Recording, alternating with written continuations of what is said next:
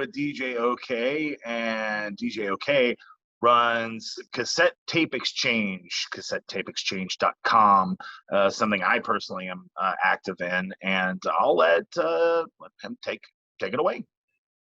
Tell us a little bit about it. Yeah, so it's a monthly, the focus is on mixtapes. So it's a monthly mixtape swap. And the idea is that somebody would make a mixtape and mail it in, and we would receive said tape and hopefully many others, mix them all up and then redistribute them so that you get something back that you didn't create, that comes from another random person. Typically in the US, every once in a while, an international tape will come in. So you never know. But nice. It's been cool. We've been doing it for a few years now, and it's amazing, the tape community. There's a lot of people out there. You may not know a lot of them personally, but there's a lot of us out there. We're all spread all over the nation and the world, apparently. Yeah, no doubt. I know that England's got a big tape scene right now. So, so you got started with this as a radio show, if I'm not mistaken. Kind of. I started it as a website, and the biggest obstacle for me was I can make these tapes and I can catalog them, but it's a musical format. The whole purpose of it is to listen to it. It's kind of boring just to read about it. So how can I share the music? And I remembered some kind of site. It was kind of like a Spotify thing where you could make playlists and then HTML them into your different sites and such, but I couldn't find it, and I couldn't think of a way to do it. And so that kind of led to the radio show. And I did the radio show for a couple of years. And, once I started accepting tapes and then doing the radio show and playing the stuff that I'd get in the mail on the air, it really turned into something, that was even cooler than what I had originally imagined. Yeah, that's awesome. I have a radio background myself, so I totally get that. Yeah, and then of course, I'm sure various reasons led to you not having the radio show anymore, as various reasons led to me not having my radio show anymore. But so now we are where we are. So you also collect cassette tapes. I do. Correct? I do. So I've run an Instagram account to kind of supplement the other stuff, the website and the Facebook page that the Tape Exchange exists on. And the Instagram is more or less my personal collection, although I am slacking as far as documenting it. I only have a fraction of it actually posted up there. Sure. It's something I'm working on, but I also keep getting more stuff. So I think everyone watching this gets that, because this is a show for collectors. So yeah, I get that totally. So I guess the one question that everyone has, that the last serious question I'm going to ask you, and then we're going to do dumb stuff, is why tapes over vinyl? Well, and keep in mind, taste is an answer. Sure. And, I guess what I'll say is hold on one sec. I don't want it to die. Oh, gotcha. That'd be a real cliffhanger. So for me, I'm a child of the 90s. I grew up with cassettes. I've always appreciated them, but in what I do, as far as the cassette exchange, it's probably the best format to mail. Mm-hmm. It's pretty durable, and I don't have to worry about someone snapping it in half most of the time. So cassettes work perfectly for what I want to do. And other than the burnt CD, there's not really. The mixtape is a cassette phenomenon in a way. Yeah. So it's you know. Yeah, and a burned CD doesn't have any aesthetic value. My issue with the burned CD compared to the tape is you just kind of, you can click and drag and it's done. The tape, you got to sit there and you got to Yeah. listen to the song, and it's a total experience. Yeah. But I collect vinyl too. I love vinyl. I don't necessarily, listen to tapes more than anything else. I have a lot of CDs, but I will say, like, out of the formats, usually I can find the most gems for the least money on tape. Oh, for sure. If I go to a record shop or something, I can get, not a reissued, an old tape of a classic album or whatever, and it's like $1 to $5. You never know, but like, it's pretty accessible medium, I think. Agreed. It's just finding a player sometimes can be a little difficult. Yeah. Because I make my mixtapes for the exchange on just the oldest, dustiest boombox I could find. Sounds here's good. how I do it. I make my playlists on Spotify. Sometimes I use non-Spotify things, but mostly Spotify just because it's easier. Totally. And then I just straight up record it on Audition. I just let it roll and record it on Audition, and then I burn that as a CD, and then I put it in the boombox, and then I press record, and then it plays and records. Yeah. But boy, I've never bothered to undust that boombox. It's working. Dustier and dustier. It's working. Don't mess with it. Yeah, no head cleaner eye. I have one of those. A friend's dad actually gifted it to me after he was moving from an apartment to a house or something, and I guess he just didn't need it anymore. And it was one of those. I don't know if it's a Fishman or a Sony or a Fisher. I mean. Oh yeah, because I was like Fishman. I know. I'm thinking of guitars, but it's the head receiver. I'm thinking of He-Man villains. Oh, right.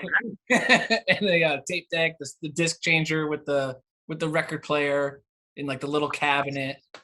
Very nice. It's my favorite piece of furniture. So let's see here. The other thing I wanted to do is impromptu playlist. So I'm going to give you. Let's see. I'm going to give you a scenario. Let's say a movie. Let's say a fake movie, and you need to come up with, off the top of your head, a playlist of 6 songs. Let's do 7, because everything should be in 3 or 7s. So let's do 7 songs off the top of your head to fit this movie. All right. It's a post-apocalyptic adventure, action comedy, buddy cop movie, starring the let's say it's played by Tom Hardy, a mumbly guy. He's like trying to do an American accent, but he's like failing miserably. And so we got Tom Hardy, and then let's do Adam Baldwin, Jane from Firefly and such. So they're traveling the dusty wastelands of ancient Arkansas, let's say, and they come across a band of masochistic cat people. And then it kind of plays out like a straight up Roddy Piper movie. All right, 7 songs for this crazy ass movie I just pitched to you. I have no idea. Wow, that's a lot to take in. Let's break it down. We'll break it down. Opening scene, car driving across dusty wasteland. Don't know what's up. Okay. We're talking like helicopter shots and nothing in sight, like Impala maybe, driving just down the dusty, dirty dust. There's a oh God, I don't know what it's called now. Maybe I can cheat and look it up, but cheat and look it up. I don't know though. I'm gonna say ZZ Top, and there's a song on I think it's probably El Diablo, um, which I didn't think that would be it, but I think that might be it. There's a part in it that's particularly like I don't know, spacey or almost like trance inducing. Like it definitely has that feel of like isolated driving, for sure. Okay, right on. All right, so they walk into a bar, and there's just a bunch of roughnecks in that bar, and we still don't know what's up with these cats. They haven't said anything yet, but they walk into the bar, and everybody's like, "Ooh, these guys badass, or are they punks?"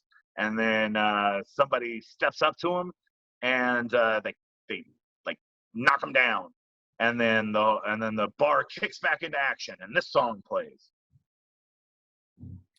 Time was Canned Heat. Time was Candy. All right. Canned Heat, yeah. Oh, Canned Heat. Yes. Yeah, the There we song go. Time Was. Yes. Okay.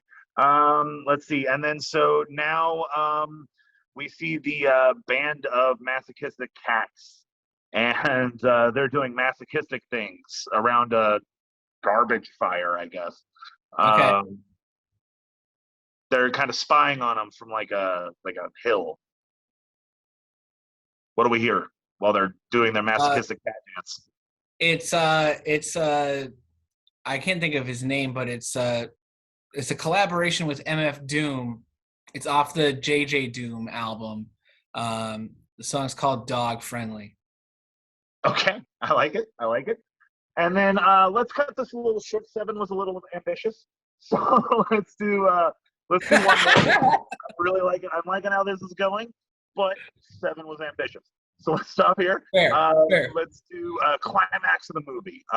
We've had a lot of emotional things, a lot of really weird stuff happening. Like it has a feeling of like a current day Nicolas Cage movie where you're like, what's happening? So they are in a Mexican showdown with masochistic cats, some bounty hunters played by some 90s wrestlers nobody remembers. Let's say Booger and Drew the Dumpster Droji. So Okay, yeah, two good picks. we've got two old wrestlers playing bounty hunters, and then we've got the inexplicably hot people, like just like we're talking like have you ever seen Zardoz? No. Oh, you should see Zardoz. Okay, so like these like statuesque, like beautiful people who don't look like they could ever get into a physical altercation, but they have got half human orcs on chains. So this is a Mexican stand-up. All this crazy crap going on. What song do we hear right as the big fight scene happens, where everybody's fighting each other like it's a middle of an Anchorman movie? Oh man. I don't know. I might be split on this here because on one hand, you know, something kind of like I have two directions I'd like to go with this. So I don't know. Could I do both? Yeah, do both. Okay. As long as It's a I don't long I don't want to fight be scene. disqualified. I don't, No, I don't want to get it's a- DQ'd. What's that? I don't want to get DQ'd. Oh, no DQ, no DQ. It is no disqualified. It is a very long fight scene. There is more than enough time for more than one song.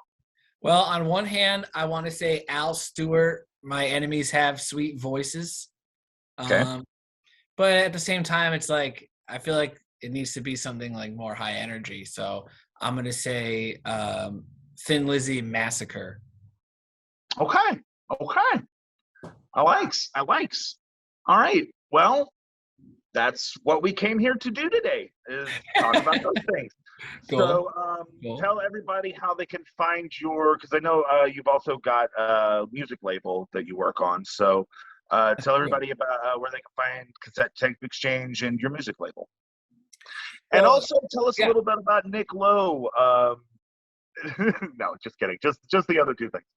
All right, yeah. So Nick Lowe is from England. No, yeah. So the Cassette Exchange, the full name is the Cassette Tape Exchange Program. The website is cassetteexchange.com. We also have a Facebook and an Instagram page. So any of those will get you where you need to go. We make playlists that are available on Spotify. And so you can find those there as well. I'll have links in the description, as well as links to my Spotify, because I haven't really done that. But you can find most of my submissions to the Cassette Tape Exchange on my Spotify. So, oh, that's awesome. Yeah, got to plug the Spotify playlists. yeah, for That's sure. what it's all about. When you make a mix, you want people to check it out. And there's only one hard copy, so well, I guess two since you have the CD. But yeah. Yeah, let's have my girlfriend tell us about those CDs. I got an earful one time because I just leave them laying around. She's just like, "Why do we have all of these DVDs?" I'm like, "They're not DVDs, they're CDs. Why do you have CDs?" Pretty much. So yeah, you can find all that stuff online. Cassette Exchange, Cassette Tape Exchange Program. That'll probably get you there. The label is Oak Honest Records. I started it when the pandemic hit. My bandmates and I all live in different states, so we had 3 different lockdown guidelines to try to navigate, and so it's just easier to take some time off. And so I started a label, put out some solo stuff, and you can find that at oakhonestrecords.com or just searching Oak Honest Records, on Instagram or Facebook or wherever. So yeah, okay. It's been great. Yeah, that's the opposite of how my band got started. We just didn't have anything to do during the pandemic, so I just started sending him lyrics, and he started putting music. Oh wow! Yeah. Okay. Well, this was awesome. Thanks for coming out. And end of segment. Thank you, friends. Very much. It was good doing this. I appreciate that. It will be out next week. No, week after next. Sorry. Not this coming Tuesday, next Tuesday. Cool. Sounds good to me. All right. Thanks much. Man. Nice talking to you. Nice talking to you. Have a great rest of your day. Thanks, man. You too. Bye. Take it easy. How do I end?